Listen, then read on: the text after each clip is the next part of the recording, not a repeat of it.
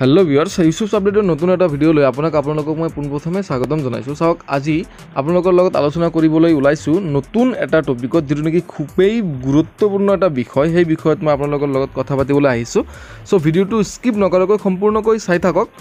আপোনালোকৰ ডাউট সম্পূৰ্ণৰূপে ক্লিয়াৰ হৈ যাব। আশা কৰো আপোনালোকে গমে পাইছে মই কোনটো টপিকত আলোচনা কৰিবলৈ আহিছো।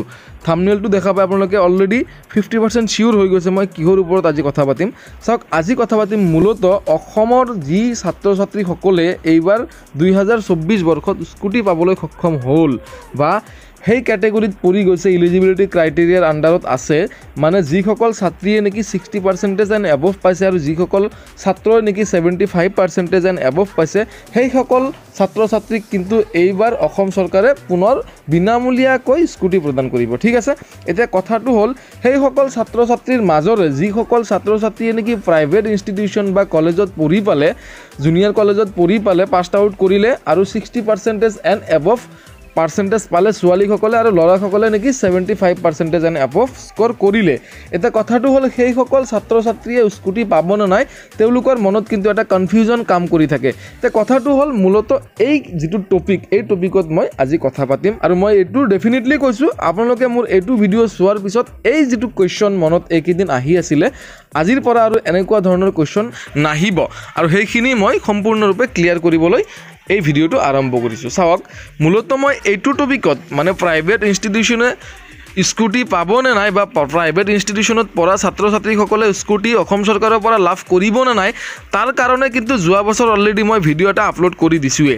সেইটো ভিডিঅ' যদি আপোনালোকে চোৱা নাই, যিসকলে নেকি চাইছে সেইসকলে মোক কমেণ্ট কৰা নাই আৰু যিসকলে নেকি চোৱা নাই সেইসকলেহে মোক কমেণ্ট ছেকশ্যনত আহি বাৰে বাৰে সুধি আছে দাদা প্ৰাইভেট ইনষ্টিটিউশ্যনত পঢ়িছোঁ মই স্কুটি পাম নে নাই বা প্ৰাইভেট ইনষ্টিটিউশ্যনৰ ছাত্ৰ ছাত্ৰীসকলে এইবাৰ স্কুটি পাবলৈ সক্ষম হ'ব নে নাই।